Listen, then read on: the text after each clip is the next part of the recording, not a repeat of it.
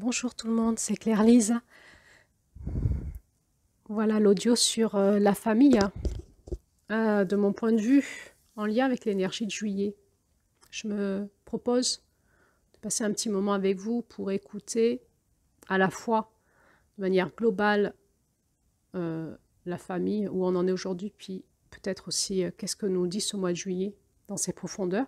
Quand je parle du mois de juillet, je parle de l'énergie enseignée par les femmes amérindiennes en lien avec la roue chamanique que l'on étudie depuis janvier dans ce podcast.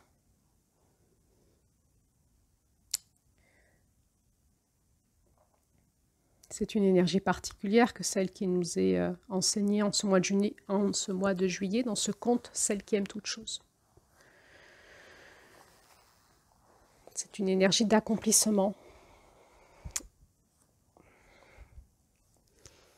Une fois que l'on a dépassé la dualité de Mars et les blessures de l'incarnation liées à l'énergie de Mars, une fois que l'on a guéri nos blessures d'âme liées à tous nos chocs de vie liés à l'âme, une fois que l'on a réparé notre relation au corps et notre mémoire de bébé,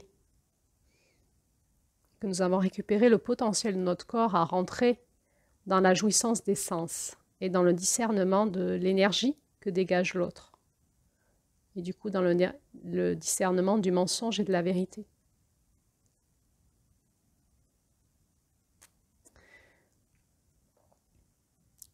Une fois que nous avons appris à déjouer les scénarios relationnels toxiques, les manipulations, l'emprise, les abus de pouvoir, peut-être alors que nous allons pouvoir rentrer dans l'énergie de juillet en famille et pouvoir vivre la jouissance d'être ensemble. Ça veut dire quoi? Ça veut dire qu'on n'en est souvent pas là dans nos familles et c'est ok.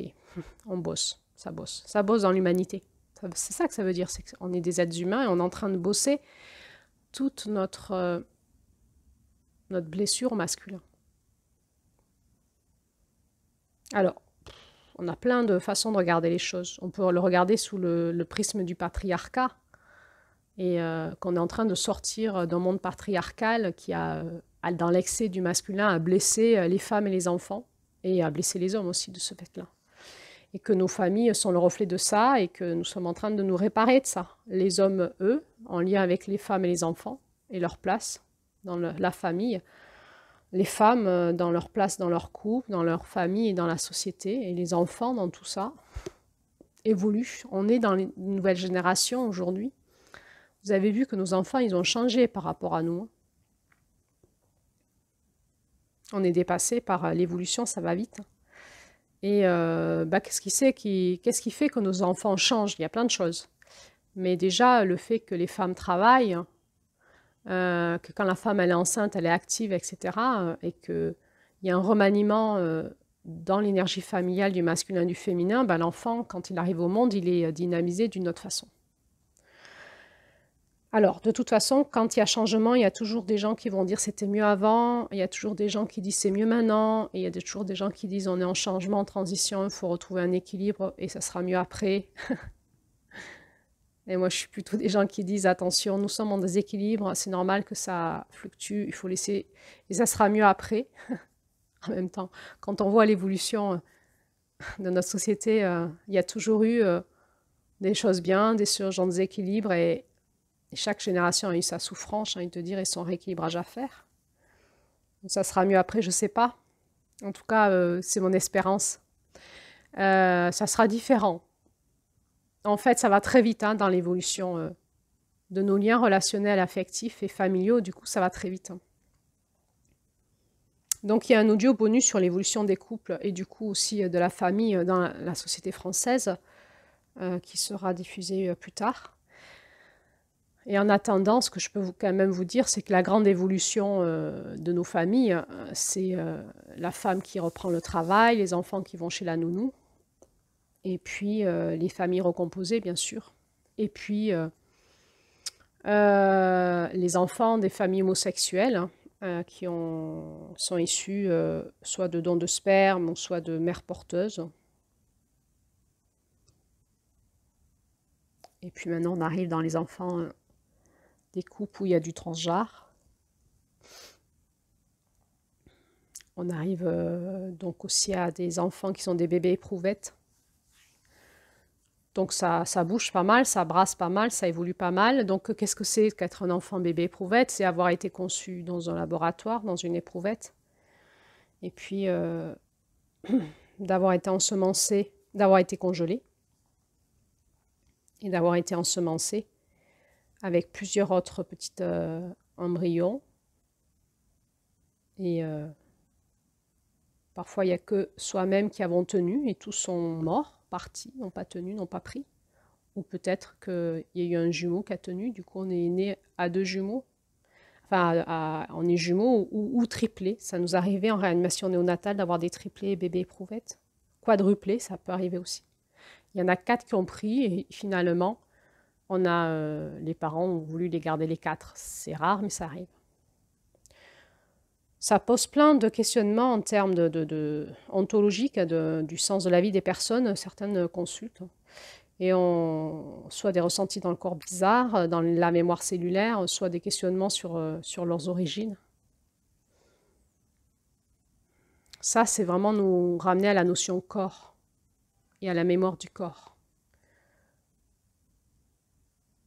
Donc on est dans des problématiques après qui vont être des problématiques de symptômes corporels, psychologiques, émotionnels, qui en thérapie, il faut qu'on soit capable d'accueillir ça et de s'ouvrir à ça. On n'a pas la réponse. Simplement, c'est ce que propose la société aujourd'hui. Et du coup, il faut qu'on puisse s'ouvrir à des problématiques qui sont différentes. C'est-à-dire quelqu'un qui a été issu d'une mère porteuse, ou quelqu'un qui a été issu d'un don de sperme, ou quelqu'un qui a été issu est un bébé éprouvette. Il ne le sait pas forcément d'ailleurs. Hein. Des fois, on va le retrouver en thérapie, puis on ne sait pas ce que c'est. Il y a quelque chose dans l'origine de l'enfant, et en questionnant, on finira par le lui dire. Puis des fois, il le sait. Moi, on m'a déjà amené des enfants bébés éprouvettes à 2-3 ans qui vivaient une intensité de souffrance dans leur corps et dans leurs émotions depuis la naissance d'ailleurs. Même pendant la gestation, ça avait été, la grossesse avait été difficile. On a dans des tels niveaux de déséquilibre énergétique, vibratoire et donc psychologique, émotionnel. Puis il faut arriver à les comprendre et à savoir comment faire pour réguler tout ça. Il faut développer notre intelligence là-dedans. Donc après, il y a aussi les mères solo, les mères célibataires. Hein, vous avez peut-être eu des copines ou vous-même ou qui disent après tout, je vais peut-être pas attendre de trouver un homme avec qui je peux être en couple parce que je ne trouve pas et je vais essayer d'avoir un enfant toute seule. Donc soit je trouve un homme qui me fait l'enfant, soit éventuellement je peux adopter, soit voilà. Enfin, il y a ce questionnement chez certaines femmes, mais pourquoi je ne serais pas mère célibataire? Et puis, il y a des mères célibataires parce qu'elles n'ont pas voulu, mais il y a une histoire de couple qui a fait que le mari, le géniteur n'est plus là et s'est barré ou je ne sais pas quoi. Et les mères ont décidé de garder l'enfant et assument l'enfant avec peut-être un nouveau père dont l'enfant n'est pas le sien. Donc on arrive dans des configurations familiales très complexes aujourd'hui. Donc le sujet de la famille est un sujet très complexe, systémique. Donc on n'a pas un regard, une intelligence, un regard individuel. On est obligé de rentrer dans l'intelligence du système, de l'individu et de l'individu dans le système. Quels sont les rapports de force en lui tout seul? Parce qu'on est toujours impacté par notre naissance et notre enfance et ce qu'on a vécu. Quel est le rapport de force en lui en lien avec son écosystème familial? Quelle est sa place? Quelle a été la place qu'on lui a donnée? Quelle est sa place aujourd'hui? Quelle place il désire prendre? Parce que de toute façon, on ne peut pas se couper de notre énergie familiale. On est tous interreliés, même si on ne voit plus nos parents, nos frères et sœurs. Et il y en a beaucoup aujourd'hui qui vivent leur vie, qui ont refait une famille, par exemple, avec leur conjoint, mais peut-être aussi qui se sont séparés du père ou de la mère de leur enfant, qui ont refait leur vie avec un autre conjoint, voire on arrive à avoir aujourd'hui des personnes qui ont des enfants avec 2-3 personnes différentes. C'est compliqué. Puis des fois, le couple parental ne se parle plus, est en conflit. Comment on fait pour recréer l'unité familiale dans ces façons-là, dans ces situations-là? C'est possible, mais il faut vraiment rentrer dans la conscience du système et les jeux de force, les jeux égotiques.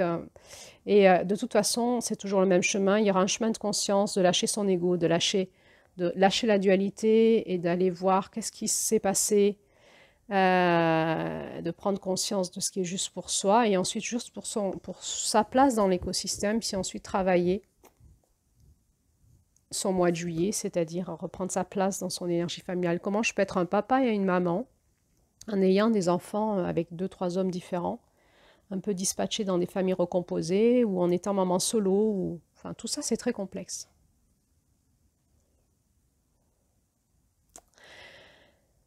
Quand on parle de la famille, on parle d'un espace qui va accueillir des enfants pour les nouvelles générations sur Terre, pour créer les nouvelles générations sur Terre.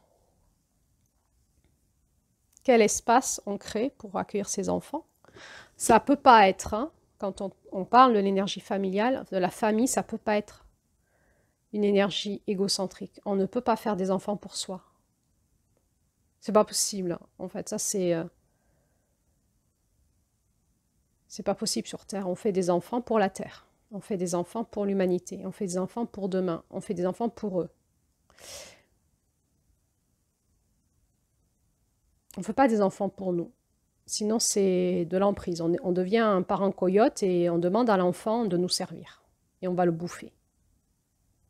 Bon, on a peut-être été dans ces configurations-là. On ne fait pas des enfants pour un système, pour une secte, pour une religion, pour la France. On ne fait pas, pendant longtemps en France, hein, on sait qu'il y a eu cette politique familiale pour régénérer les soldats, hein, parce qu'il y avait ils prévoyaient la Deuxième Guerre mondiale, par exemple, ou la Première Guerre mondiale, et il fallait redonner à la France des soldats. Et il y avait eu toute une politique familiale qui avait été diffusée, entre autres aussi, par les prêches des curés, tout ça. Donc toute une propagande, en fait, pour encourager les couples à faire des enfants, pour régénérer les enfants, redonner des soldats à la France, parce que dans 20 ans, on prévoyait de faire une deuxième guerre mondiale. Ça a bien marché. Donc on ne fait pas des enfants pour la France. On fait des enfants pour la Terre, pour la planète. Alors aujourd'hui, on dit ah oui, mais on est trop nombreux sur Terre, hein. Du coup, il faudrait réduire la natalité. Évidemment, ça pose la question du contrôle des naissances. Hein, moi, j'ai décidé d'avoir 3 enfants avec mon compagnon. Presque aujourd'hui, on pourrait en être je veux d'abord un garçon, puis 2 filles. Et puis bientôt, on pourra peut-être faire de la sélection génétique pour contrôler totalement et avoir ce qu'on veut, comme au supermarché, comme un drive, hein. Pour l'instant, on n'en est pas là. Ça va arriver probablement, mais pour l'instant, on en est à arriver à contrôler les naissances à peu près. Et du coup, on a complètement effacé le côté du souffle de l'amour, du grand mystère, de ce bébé qui arrive. Alors, je ne suis pas en train de prêcher pour la contraception, pas la contraception, préservatif, pas préservatif, avortement, pas avortement, stérilet, tout ça. Ça, c'est vraiment un travail qu'on fait dans les groupes de femmes, qu'on écoute, qui est complexe, qui est différent. C'est un vrai travail de profondeur. Et puis dans l'individuel, on écoute bien tous les enjeux qui se passent, etc. Enfin, je ne suis pas en train de parler, je suis en train de poser une question, juste une question spirituelle dans l'espace familial. Aujourd'hui, un espace que l'on crée pour accueillir des enfants est un espace excessivement contrôlé. L'enfant, il vient dans un espace sous contrôle. Sa mère a pris des hormones, la pilule, et puis un jour elle a arrêté, elle a voulu cet enfant à ce moment-là. Il arrive, il est déjà sous contrôle, il a pu arriver, pas quand il voulait, mais quand ses parents ont voulu, quoi. Alors vous savez, il y a les erreurs de pilule, il y a les bébés sous stérilés, ça arrive, hein. Il y a des fois où le mystère souffle, la vie souffle, et malgré notre contrôle, ça passe quand même. Et puis il y a la question, est-ce que j'avorte pas, comment on contrôle la vie, le souffle, l'amour, tout ça. Parce qu'il y a quand même des enfants qui viennent nous changer la vie, hein, qui arrivent là, c'était pas prévu, c'était pas voulu, puis la rencontre avec eux a changé notre vie. Donc, la question du contrôle des naissances est une vraie question finalement aussi spirituelle quand on dézoome et de vie. Comment on fait passer des enfants sur la Terre, pour la planète?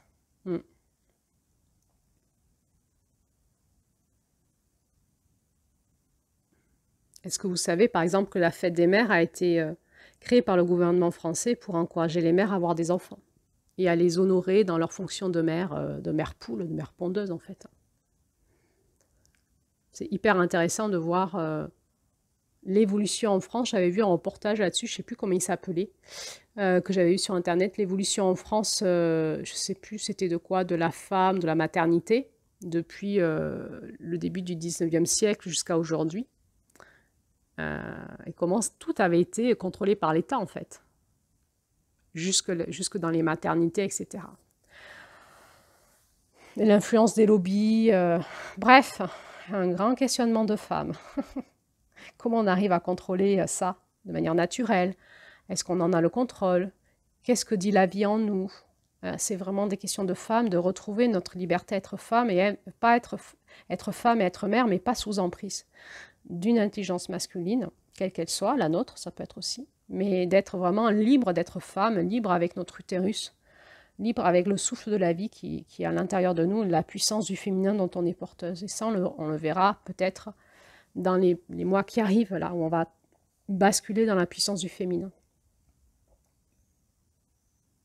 Donc la famille, c'est un espace où on accueille les enfants et où on va créer un espace favorable pour leur éducation, les amener à maturité. Donc la première chose qui doit être dans cet espace, c'est l'accueil, en fait. Hein.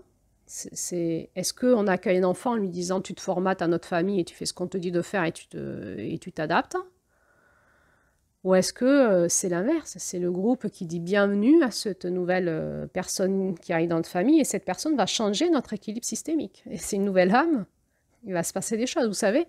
Il y a ce truc étrange, on regarde un bébé, on se dit, il sort d'où? Avant, il n'existait pas, et tout d'un coup, il est là. Bon, la maman qu'il a eu dans son ventre, elle sait d'où il vient, mais après, on est là, et c'est le mystère de la vie à la naissance. On regarde ce petit bébé qui bouge, qui vous regarde, il vous regarde. Moi, ça me transperce le cœur quand il y a ces nouveau-nés qui ouvrent les yeux, qui me regardent, et moi, je plonge mes yeux, dans leur âme, et je lui dis, tu viens d'où? Enfin, c'est à chaque fois, c'est bouleversant, mais tu viens d'où? Tu n'existais pas avant et maintenant tu es là. Et notre vie va changer. Avant, tu n'existais pas, tu ne nous manquais pas. Maintenant que tu es là, si tu pars, tu vas nous manquer. Comment on a été accueillis dans notre naissance, dans notre famille, et comment on accueille nos bébés, les nôtres?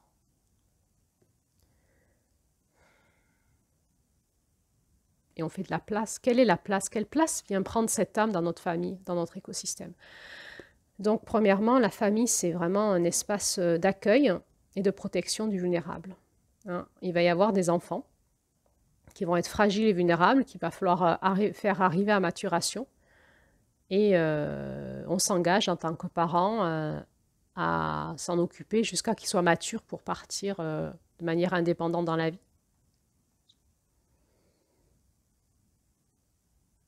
Un espace de protection. Et puis, il va y avoir cet espace du multiple. C'est que finalement, une famille est faite du multiple. C'est-à-dire, on ne peut pas demander à l'enfant de nous ressembler, d'être comme nous. En fait, chaque âme est différente. Du coup, ça va amener de la richesse, de la différence et de la richesse. Chaque enfant est différent. Chaque âme est différente. Et par sa différence, vient me bouleverser. Et puis, du coup, il va falloir qu'on se mette au service de cette différence pour l'intégrer dans un écosystème et pour que l'écosystème soit harmonieux dans nos multiples différences. C'est ce qui va créer la famille. Ça, c'est l'intelligence du féminin. Le féminin sent, la femme, la mère, elle sent avec son utérus comment équilibrer l'énergie de sa famille. Et puis, si on y arrive, il y aura l'amour. Qu'est-ce qui va se passer en fait avec nos enfants et les enfants avec les parents? c'est que bah, au début, hein, c'est Mars, hein, ça se cale, ça se confronte, ça se duelle, ça se conflit. Hein.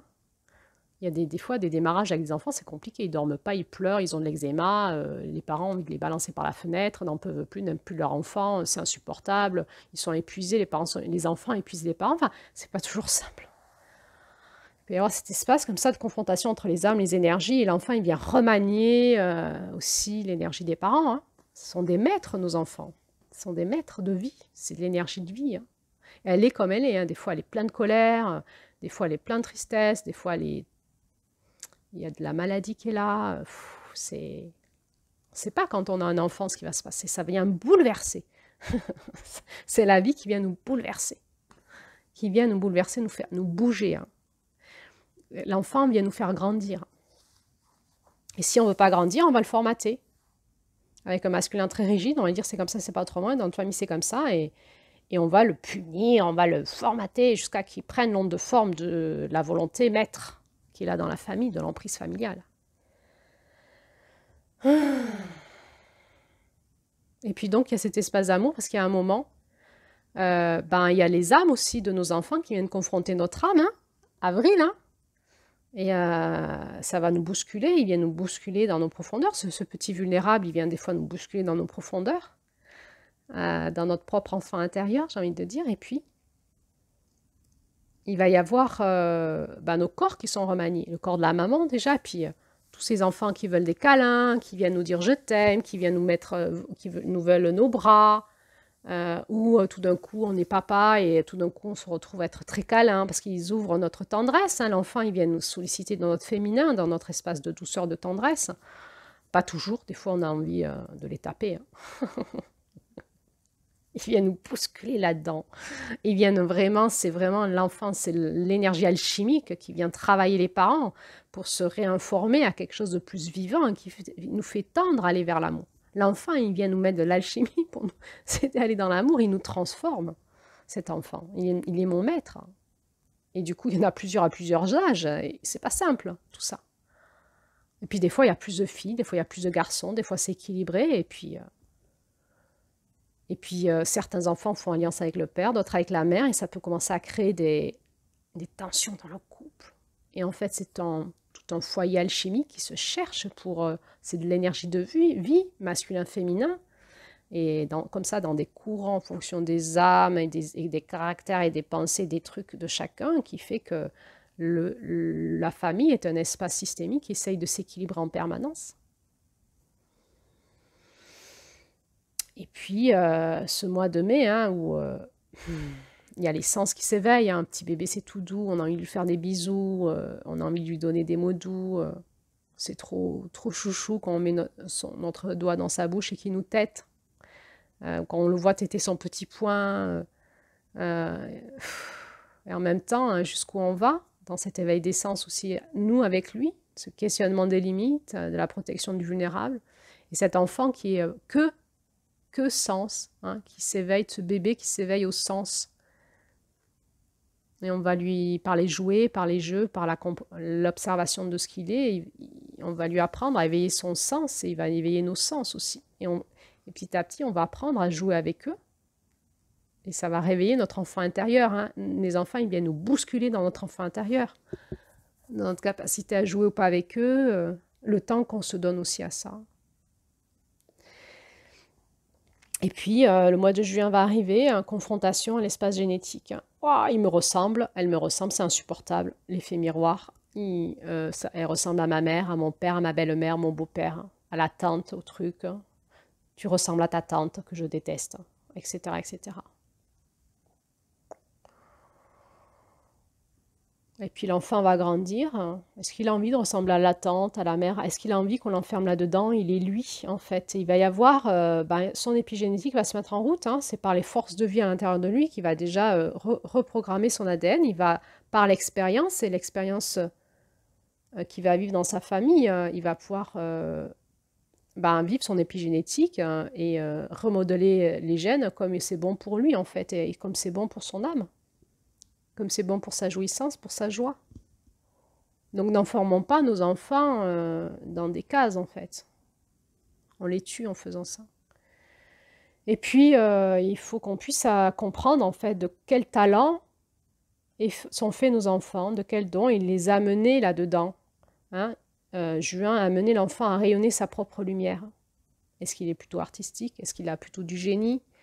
Mais c'est qui, mon enfant? C'est une âme à part entière, et quand elle se développe sur Terre, et quand elle se déploie, on va petit à petit voir par l'intermédiaire de ses jeux, de ce qui le passionne, de ce qu'il dit, etc., quel type de profil il a en termes de dons, de potentiel, et on va l'amener là-dedans, on va l'aider à grandir là-dedans.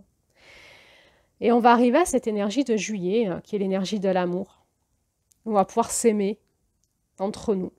On va pouvoir aimer ses enfants, les enfants aimer leurs parents, être aimés, et ça va plus déséquilibrer le couple, mais le couple parental est là pour être au service des enfants, de la protection, de la différence et de l'enrichissement, de l'harmonie de l'écosystème et de l'amour. L'amour vient en dernier. C'est si on y arrive, l'amour. Déjà, il faut qu'il y ait de la protection. Et pour qu'il y ait de la protection, il faut qu'il y ait du respect. Est-ce que, en tant que parent, je respecte mon enfant? Et déjà, s'il y a du respect entre les parents, c'est plus facile avec les enfants. Ou est-ce qu'on utilise les enfants comme des leviers de dualité dans le couple? On n'est pas d'accord sur l'éducation, on est jaloux parce que ma fille, elle s'entend bien avec mon mari, et du coup, mon mari, ça me rend jalouse, etc. Compliqué. Et puis après, alors je ne parle pas des familles, des divorces, de comment on utilise nos enfants parce que quand on divorce, pour l'enfant, il a toujours son couple parental, lui, il a toujours sa famille. Hein. Il va reprogrammer son nom de fin avec une famille avec des parents divorcés. Si vous divorcez, vous n'êtes plus avec le mari, avec votre ancien mari qui est le père de votre enfant, mais l'enfant, lui, il a toujours son couple parental. Hein. Et il faut lui préserver, hein. C'est-à-dire qu'il faut qu'on puisse préserver le couple parental. C'est-à-dire, ensemble, on est toujours au service de nos enfants, même si on n'est pas d'accord dans le couple amoureux entre nous, et qu'il y a des tensions à des moments, etc. Mais on est toujours au service du développement, de la protection de l'enfant, pour que l'enfant il puisse se construire dans cette sensation d'unité parentale. Ce cocon, père-mère, masculin-féminin, qui le contient, chacun avec son caractère, ses spécificités, mais qui va pouvoir le construire lui, même s'il y a un divorce, et puis il va se construire aussi avec ses projections qu'il va faire avec éventuellement le nouveau compagnon de sa mère ou la nouvelle compagne de son père. Mais si comme ça on reproduit infiniment des couples et qu'on se sépare et qu'on se remet, ben, l'enfant, ça va lui créer des ruptures dans sa sécurité intérieure en lien avec son couple parental. Donc nous, en tant que parents, ben, si on sent que le projet de couple avec notre compagnon ne tient plus, qu'on se sépare, on se doit, par responsabilité pour l'enfant, de maintenir le couple parental dans le respect, dans la confiance et l'intimité. Ben, il faut qu'on ait une maturité de la vie. Hein. Il faut qu'on sorte de la dualité, Alors, évidemment, on est dans des émotions, dans des divorces, c'est compliqué, mais il faut qu'on aille aussi comprendre comment on peut, dans toute cette dualité avec notre ex-compagnon ou ex-compagne, créer au moins un espace petit à petit sécurisant, où il y a du respect, au service de l'enfant. Ça, c'est vraiment l'intelligence de la famille. Et donc, admettons qu'on ne se soit pas séparés et que la famille a continué à progresser, eh bien, ce façonnage que va amener l'enfant dans la famille, et chaque enfant va créer du remue-ménage et petit à petit va recréer une harmonisation au service de l'amour et on le voit dans ce conte, hein, au service de la différence et de la jouissance. Finalement, nos enfants, ils viennent labourer en nous notre enfance. C'est-à-dire, on est parents, mais parents immatures, et l'enfant, il vient questionner quel type d'enfant as-tu été, quel type de parent as-tu eu, et quel type de parent veux-tu être avec moi, et comment tu vas me laisser ou pas être enfant. Et finalement, pour jouer avec nos enfants, il faut qu'on réveille notre enfant intérieur, qui est souvent blessé, plus ou moins. Et ça va, chez les parents, allumer le feu. Le feu, ça va souffler, ces enfants, ils viennent souffler sous les braises de nos blessures. Et nous questionne, quel type de parent veux-tu être pour moi et quel type d'enfant vas-tu réanimer en toi pour rentrer en lien avec moi. Du coup, les enfants, ils viennent réparer l'équilibre de notre masculin et notre féminin dans le parent intérieur la questionnement qu'on peut se poser sur quelle enfance on a eu, quels parents on a eu, parce qu'on se pose la question quel parent on veut être pour lui, et en même temps parce qu'il est enfant et qu'il est dans cette énergie de l'enfance, de l'innocence de l'enfance, du jeu, de la joie, il vient questionner là où nous on en est et comment on va rentrer en lien avec lui. Est-ce qu'on arrive à sauter dans les flaques de boue avec nos enfants en rigolant, ou est-ce qu'on est là en train de leur dire ah tu vas te salir, encore les lessives, et gna gna. Bon c'est un exemple, mais où en est notre enfant intérieur avec nos enfants. Et on voit dans ce conte, hein, l'énergie de la loutre, être un enfant, un adulte jeune de cœur, qui joue ou qui travaille avec une même innocence et un égal délice. Évidemment, ça vient nous chercher dans notre équilibre enfant, parent intérieur, hein, notre masculin et notre adulte, notre masculin et notre féminin intérieur, notre père et notre mère intérieur, notre enfant intérieur. Et dans cet équilibre-là retrouvé, eh bien, je vais pouvoir à la fois être un enfant libre et un adulte libre. Mais s'il y a une alliance, cette unité ultime, ce trépied masculin-féminin, enfant intérieur, père-mère intérieur, enfant intérieur, eh bien, je vais pouvoir amener mes enfants dans cet équilibre en eux-mêmes, tout en restant en lien avec eux dans l'innocence de la jeunesse, tout en étant un père ou une mère ayant de la responsabilité, du cadre, et pouvant utiliser aussi, déjà répondre aux questions, structurer la structure psychique, donner des limites, des règles de vie, etc., tout en donnant la possibilité à l'enfant de se développer dans un espace où il est libre d'être. On voit que la mère de Juillet, elle est, une de ses qualités, c'est être la mère attentionnée, hein. Elle prédispose les enfants à développer une expression personnelle aimante et les encourage à donner le meilleur d'eux-mêmes. Et elle enseigne à notre enfant intérieur à accepter l'amour. Parce qu'il y a un truc, c'est quand même que l'enfant, dans son énergie un petit peu qui sort de l'œuf, là, il est comme il est avec son âme et tout ça, des fois, c'est pas simple, hein. Mais il y a quand même quelque chose du souffle de l'amour qui passe en lui. Les enfants, ils arrivent avec ce souffle de l'amour là, et ça nous bouscule, quoi. Est-ce que tu acceptes d'être aimé? Ils nous aiment pas comme on le voudrait des fois. Ils nous bousculent. Parce que l'enfant, quand on est enfant, il y a quelque chose d'innocent en nous qui aime nos parents comme ils sont, quand même. Même si on a vu tous les jeux psychologiques de sécurité qu'on a mis en route, d'adaptation, d'attachement et tout. Si on enlève tout ça, il y a quand même dans l'enfant le souffle de l'amour qui passe, le souffle de la vie, et qui nous bouscule.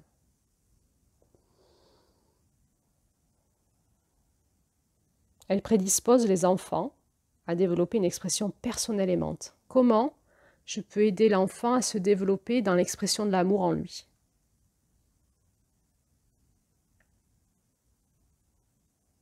Évidemment, ça me demande de pouvoir être connecté à mon cœur et de pouvoir être connecté au cœur de mon enfant et de l'aider à aller dans cette dimension et d'écouter cette dimension-là pour qu'il puisse s'épanouir dans cette dimension-là. On avait vu qu'au mois de mars, l'énergie de la justice divine, c'était cette énergie qui permettait qui nourrissait la racine de chaque arbre de la forêt. Finalement, être capable d'être une mère, c'est finalement attentionner, c'est finalement pouvoir nourrir l'énergie d'amour des racines de chacun de mes enfants. Ils sont tous différents. Mais ça veut dire aussi que j'ai pu nourrir les miennes et que je suis dans une forme d'équilibre et d'harmonie. Évidemment aidée par mon compagnon. C'est le couple parental qui crée ça.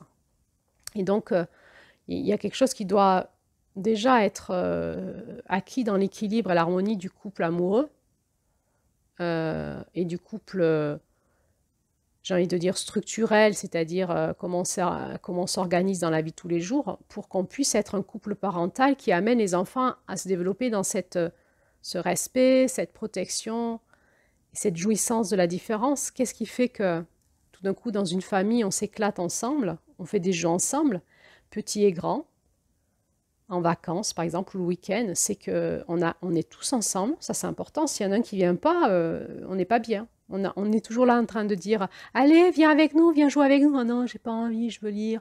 Oh non, je suis fatiguée, je me repose. Allez, pourquoi tu viens pas avec nous ?» Hein, on a envie d'être tous ensemble. Cette harmonie, dès qu'il y en a un qui n'est pas là, on n'est pas bien. Il est où? Il nous manque. viens avec nous. Pour recréer de l'harmonie familiale, jouer ensemble.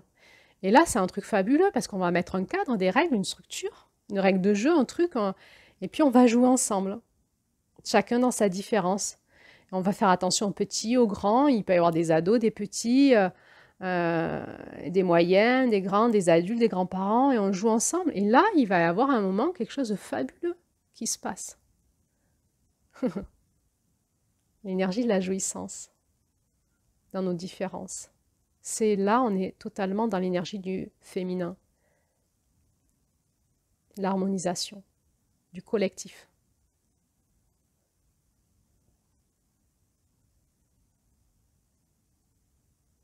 Jouir de nos différences. Et dans le jeu, on jouit de nos sens, de nos sensations. Il se passe plein de choses. Hein. On peut jouer avec tous nos sens, jouir de tous nos sens, jouir de toutes nos émotions. Dans les jeux, on peut avoir tout un tas de plein d'émotions, comme de la frustration si on perd, de la colère si on sent que c'est injuste, de la peur, tout d'un coup être soutenu par quelqu'un, rassuré. L'espace du jeu, c'est un espace incroyable de construction.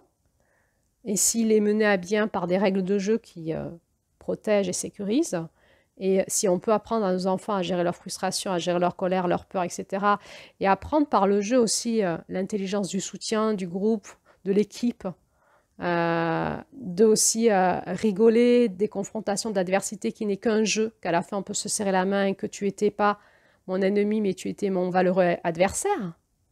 Si on arrive à travailler tout ça ensemble, à un moment, c'est jouissif. Ça s'appelle la jouissance familiale. Et c'est très à la fois fédérateur pour le groupe familial et aussi, ça nous apprend beaucoup, ça apprend beaucoup à nos enfants pour le futur. Est-ce qu'on prend le temps de jouer ensemble? Ça devrait être une thérapie familiale, ça devrait être une injonction thérapeutique. Il faut qu'on puisse jouer tant d'heures ensemble par semaine. Alors, il y aura toujours les ados qui vont râler, qui vont partir sur... Alors, c'est intéressant aujourd'hui, hein, à Noël, qu'est-ce qui se passe? On ouvre les cadeaux, puis ensuite on se met tous ensemble autour des canapés, chacun sur son ordinateur, son téléphone portable, éventuellement même on se parle par WhatsApp. C'est... waouh! Il faut qu'on puisse tout poser là, et puis repartir dehors, aller faire une pétanque, un foot... n'importe quoi, un cache-cache, tout ce que vous voulez, du jeu de société. Je pense qu'il faut qu'on développe l'intelligence du jeu.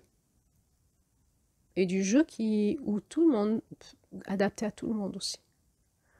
Parce que forcément, qu'est-ce qui fait qu'on n'a pas envie de jouer? C'est qu'on est face à notre absence de potentiel. Par exemple, memory, moi j'ai aucune mémoire. Et dès que un de mes neveux me disait « Tu viens, Tati, on joue au memory », il allait me gagner, il avait 3 ans, 4 ans, quoi, il me gagnait, quoi. Pour moi, c'est pas très jouissif, quoi. Et en plus, il se foutait de moi. Parce que moi, je me souvenais plus où étaient les papillons et tout ça. Et lui, il savait, c'était évident pour lui. Et moi, bon, mais en même temps, c'était des moments avec lui, quoi. Mais du coup, on peut aussi changer de jeu, on peut aussi essayer de sentir pour tout le monde là, quel serait le jeu ou le type de jeu, les types de jeux qui fait l'unité de tout le monde, qui ne confronte pas. Alors, il y a des jeux qui peuvent nous amener à grandir, mais c'est plus des jeux thérapeutiques, c'est pas toujours évident.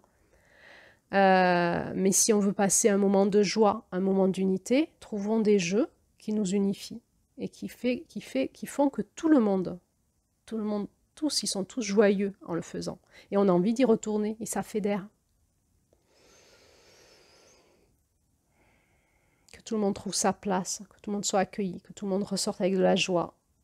Et puis tout d'un coup, il y a ce truc qui passe en nous, hein, ce souffle d'amour, d'unité, dans nos différences, cette joie profonde, ce feu en nous. Et puis il y a ces moments de tendresse ensemble, de repos, d'écoute, de contemplation.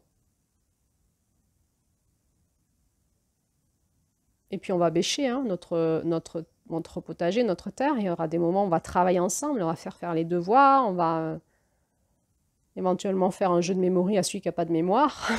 On va bêcher ensemble, on va se soutenir, on va explorer le potentiel ensemble.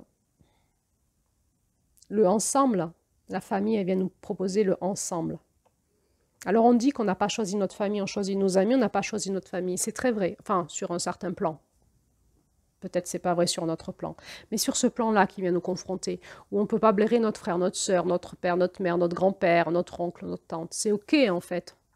Voilà, c'est tout le travail de l'énergie de l'Est de la roue pour arriver, et du Sud, pour arriver à ce juillet.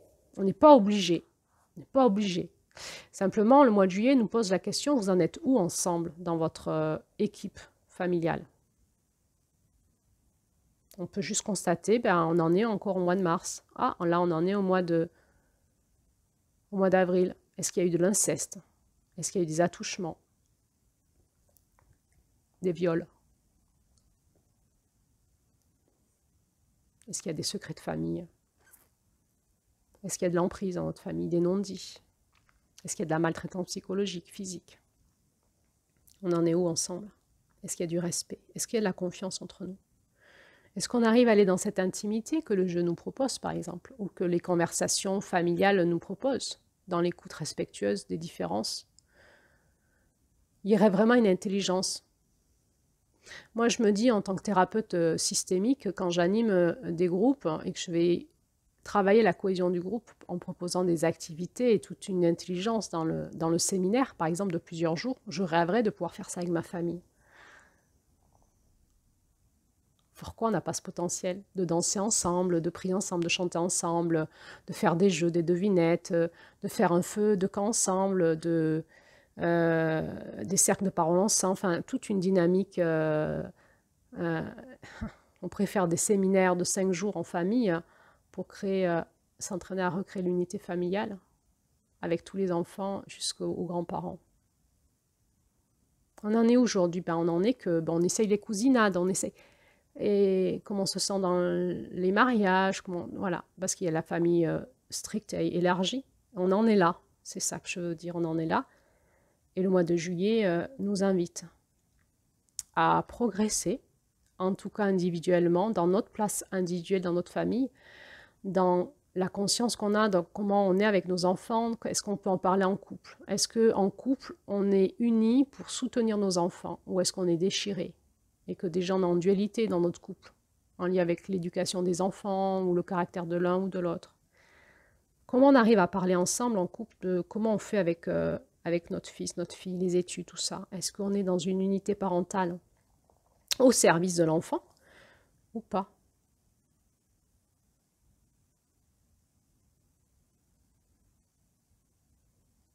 Alors, il existe les thérapies systémiques, les thérapies familiales qui peuvent nous amener à progresser.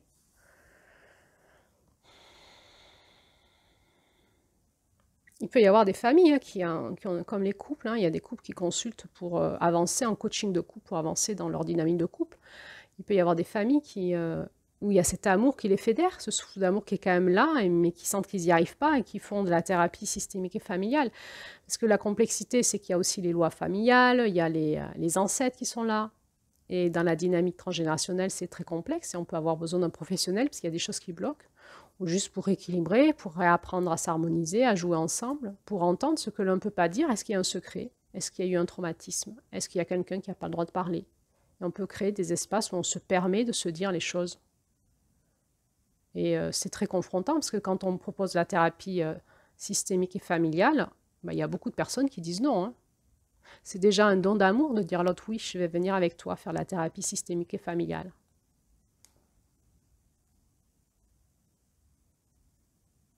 Une séance, ou 2, ou 3, ou plus. C'est un don d'amour qu'on fait à la famille. Ça veut dire quoi un don d'amour? On laisse de côté notre ego, l'ego, nos blessures, l'ego de ce qu'on croit qui est bon pour nous, ce qui est juste, notre dualité, c'est ta faute, c'est pas ma faute. Éventuellement, peut-être que j'ai dérapé avec toi. Ok, je fais don d'amour à notre famille de ça. On va en parler ensemble dans un espace sécure et on va comprendre comment on peut réparer et avancer ensemble. Et puis on ne peut pas forcer les gens. Vous vous souvenez qu'on ne peut pas forcer les gens à ouvrir leur cœur. Aller vers leur cœur, vers l'amour. Et alors le chemin, on le fait en nous-mêmes. De manière individuelle jusqu'à qu'on arrive à ce grand pardon. À l'un ou à l'autre. Et puis on se laisse le temps, mais on va dans son juste temps. Il faut avancer aussi, parce qu'on peut passer notre vie à ne pas pardonner et on loupe notre vie. Et à un moment, où on sent que le souffle d'amour, si on abandonne nos blessures familiales au souffle d'amour, on sent que ce souffle d'amour, il nous invite, il nous encourage maintenant à bouger et aller vers ce pardon. Et ça se fait d'abord à l'intérieur de nous-mêmes. Et on verra que la dynamique familiale, quand soi-même, on travaille sa place dans la famille, ses traumatismes, toute l'avancée thérapeutique de l'énergie de mars, avril, mai, juin, jusqu'à juillet, en nous-mêmes déjà, qu'il va se passer des choses dans l'énergie familiale automatiquement parce qu'on est tous interreliés, et puis que des fois on fait le chemin individuel et puis il y a quelqu'un d'autre dans la famille qui le fait d'une autre façon, mais ça bouge en fait. On va pouvoir se retrouver à des moments et en parler de manière beaucoup plus simple qu'avant. Et puis des fois il y a les petits miracles. Tout d'un coup, ça a beaucoup bougé en fait. Quand on se retrouve, waouh, le miracle du souffle de l'amour qui est passé, et puis le feu est déjà là, le feu du désir de se retrouver, de pleurer ensemble, de pleurer ensemble sur ce qui a été, nos erreurs du passé. Des fois, de prendre du temps de recul permet de ralentir les braises des blessures, de prendre du recul, de laisser le temps à chacun de sentir dans son cœur où il en est. Et quand on se retrouve, si le souffle de l'amour est passé, et c'est beaucoup plus simple pour aller dans le cœur ensemble. Puis des fois, on aura des grands deuils à faire parce que on l'aura fait de notre côté, puis en face, notre père, notre mère, nos frères, notre tante, notre neveu, notre nièce, notre enfant, le fera pas, se refusera de bouger.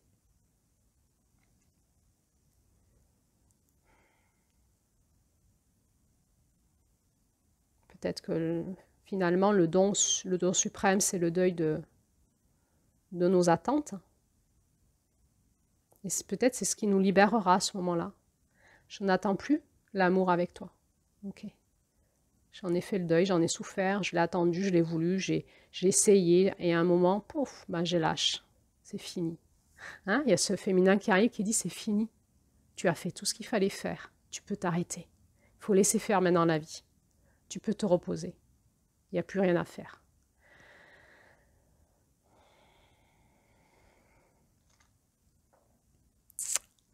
Alors, bon, on voit que c'est pas facile, c'est vraiment un terreau alchimique. La famille, c'est vraiment l'espace où l'humanité se construit, se travaille, se déchire, mais aussi se reconstruit, va vers l'amour. On ne s'est pas choisi, mais on est ensemble et on est un terreau alchimique, on est un lieu d'expérience et je crois vraiment à l'équipe familiale, quoi qu'elle soit, quel type de traumatisme on ait vécu, qu'elle soit un terreau en nous-mêmes ou ensemble. Je crois vraiment à que la famille n'est pas une malédiction, mais une bénédiction pour la terre. Et que c'est un terreau alchimique où passe l'amour dans toutes ses dimensions et que ça bouscule tout le monde. Et les enfants, les parents, les grands-parents qui ont leur loi familiale, leur religion, leur truc, machin, les petits-enfants qui font n'importe quoi. Où va le monde? C'est plus comme avant. Et il y a un tel changement de moralité, de mode de vie, et les jugements et tout, et nous donnent ça, et c'est pas bien ce que tu fais, je veux plus te voir, l'excommunion familiale, c'est pas bien et tout. Oh, c'est tellement compliqué tout ça. Mais que dit l'amour? Ah, l'amour, c'est pas bien.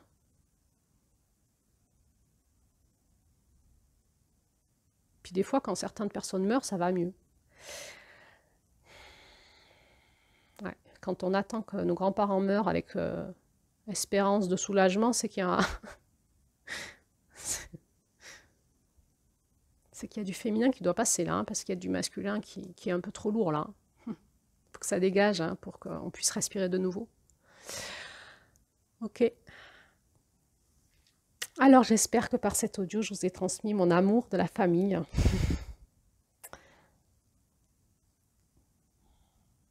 L'amour de mon cœur, de mon intelligence, de mon espérance, de ma foi, mais aussi d'accepter ce qui est et de toujours revenir à soi. Le travail, c'est moi qui le fais en moi, indépendamment de mon mari, de mes enfants, de mon père, de ma mère. C'est en moi que je fais le travail. Tout est en moi, même dans ma famille. Et c'est très complexe, la famille. Mais je peux tout travailler en moi-même. Même ma relation aux ancêtres, même mon système génétique, même ma relation au cosmos, ma place familiale dans le cosmos. Tout ça, toute cette exploration familiale, je peux déjà la faire en moi, ça je peux le faire. Et le reste, je le remets au grand mystère, je le remets à la vie, je le remets à la terre, je le remets au souffle d'amour. Et des fois, ça va me bousculer hein, dans mon ego. Hein. Ça va me demander de lâcher des rancœurs, de lâcher des positionnements, de lâcher des pensées. Des fois, non, ça va me demander de me mettre en colère, de dénoncer, de parler. Comment je vais parler? Comment je vais parler du truc qui fâche, qui ne veut pas être dit? Comment je vais parler de la maltraitance, qu'elle soit spirituelle, psychologique, physique, sexuelle? Comment je vais parler de l'inceste ou pas? Aïe, aïe, aïe, aïe, aïe. Dur, dur, dur. Et des fois, la vie me dit, il faut que tu dises. Ouais, mais je vais plus être aimée. Ok. Mais là, c'était pas de l'amour. Ce foyer alchimique, il est en nous déjà. La famille, elle nous propose un foyer alchimique en nous. Jusqu'au moment où je retrouve finalement ce lien entre la terre et le ciel en moi-même, dans mon cœur, et que je puisse retrouver mon individualité, mon individuation, l'espace où je redeviens indépendante. J'ai plus besoin d'être aimée dans ma famille, d'être aimée de mes parents, de mes frères et sœurs. Je peux reprendre mon indépendance familiale tout en restant dans l'amour et dans le lien familial. On peut se voir ou on ne se voit plus, mais si on ne se voit plus, vous vous rappelez les audios que je vous ai dit sur l'amour, j'ai choisi de maintenir le lien dans mon cœur, quoi qu'il arrive. Je ne coupe pas, je ne peux pas me couper, je suis toujours reliée à ma famille. Tout le temps, même quand je suis morte, je suis reliée à ma famille. Donc de faire le choix de maintenir le lien dans notre cœur et de faire le choix de travailler en soi avec l'Esprit Saint, avec le souffle saint, avec le souffle d'amour, de laisser la différenciation passer, de me laisser m'individualiser et de retrouver ma connexion d'amour dans mon individualité, au ciel, à la terre, à mon cœur, à mon équipe cosmique, pour pouvoir peut-être créer dans cette individualité une équipe, une famille, je veux dire, une famille d'âme, une famille de cœur, une famille planétaire. Mais c'est pas parce que des fois j'entends « Ah, mais moi j'ai plus de famille et avec vous je suis dans ma famille ». C'est pas vrai ça. Tu as toujours une famille. Mais avec nous, c'est une famille de cœur, une famille d'âme, une famille d'esprit. On a des pensées communes, etc. Mais tu as toujours une place dans ta famille. Comment? C'est toi qui l'as définie. Tu l'as définie vibratoirement, énergétiquement et psychologiquement, émotionnellement, corporellement. C'est quoi ton positionnement juste dans la famille comme elle est aujourd'hui?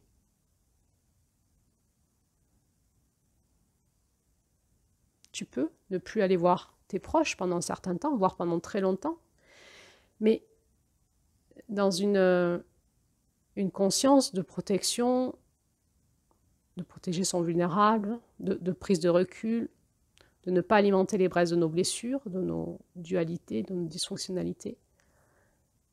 Mais je reste à l'écoute dans mon cœur, dans le lien, dans l'intangible. Et comment je laisse passer le souffle d'amour là-dedans. Et je regarde ce que ça fait. Et ça va me bousculer. Hein. C'est pas que les autres qui vont bouger, c'est moi aussi. Tout le monde bouge dans le système familial. Tout le monde bouge pour retrouver une harmonie, une juste place, la justice divine. L'onde de forme de la famille va se réorganiser pour que cette onde de forme puisse se mettre en forme, donc plus en lien avec la justice divine, avec ce qui est bon et juste pour tout le monde et ce qui est vrai pour le système. Et parfois, il faudra passer par des conflits, par des chaos, par des larmes, par des choses qui vont être dites qu'on n'avait pas envie d'entendre, par des remises en question, par le chemin du pardon, mais aussi la différenciation, des amalgamés, sortir des emprises, des amalgamés du formatage et de la fusion, s'autoriser à être indépendant, individuel, différent. Ça bouscule tout le monde. Pourquoi le système familial, il ne veut pas qu'on bouge, il ne veut pas qu'on soit différent? Ça bouscule tout le monde. Mais c'est ça une famille, c'est accepter, refaire l'harmonie dans la différence. C'est ça l'intelligence d'une famille. Et ça, profondément, c'est l'intelligence de la terre et c'est l'intelligence des femmes et des mamans. Et du féminin des hommes, bien sûr.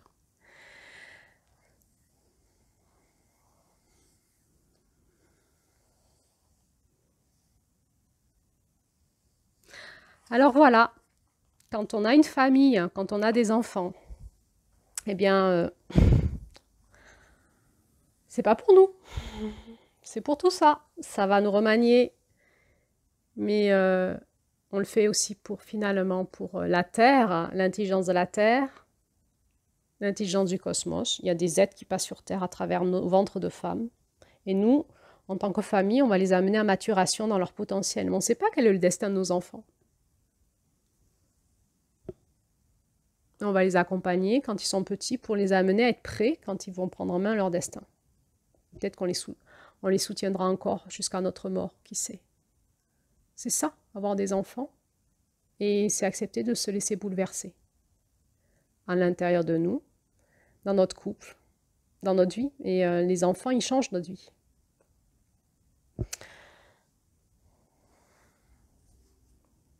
Je vous remercie pour votre attention.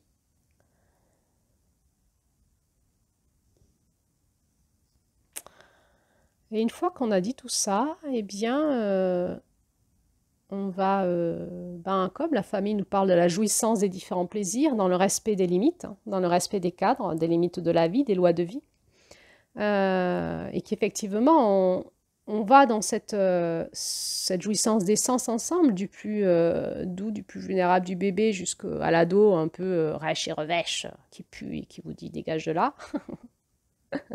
On va aller explorer toute la jouissance des sens et du plaisir ensemble, surtout, sous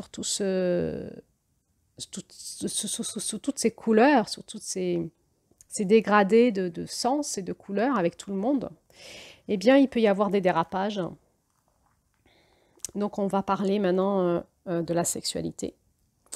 Et il y aura un premier audio sur la sexualité dévoyée. Et il y aura un autre audio sur la sexualité sacrée.